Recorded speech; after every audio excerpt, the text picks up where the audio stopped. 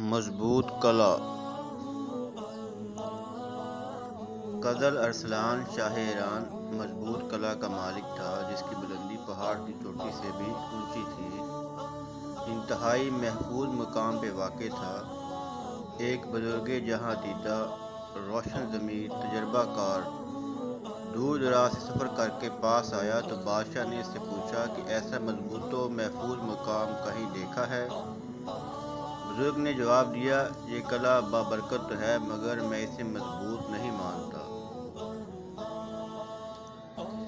اس لیے کہ تو اس سے پہلے اس میں کتنے رہے اور تیرے بعد بھی کتنے رہیں گے، لہذا پہلوں کے دور کو یاد کر کہ اب ایک پائی کے بھی مالک نہیں رہے۔ جب کوئی مخلوق سے نا امید ہو جائے تو خدا کا فضل ہی اس کی دستگیری فرماتا ہے۔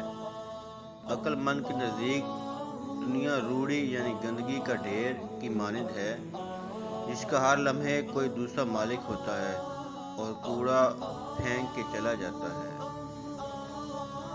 سبق: عقل مند کے نزدیک دنیا کی مضبوط عمارتیں کچھ نہیں ہیں، ان سے موت کا مقابلہ نہیں کیا جا سکتا، بلکہ ان کو دیکھ کر خوف آتا ہے کہ جب ان کو بنانے والے نہ رہے تو ہم کیسے رہیں گے۔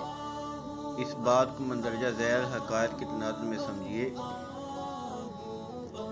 ایک تاجر کشتی پر سوار تھا، اس نے ملاح سے پوچھا کہ تیرا باپ کیسے مرا؟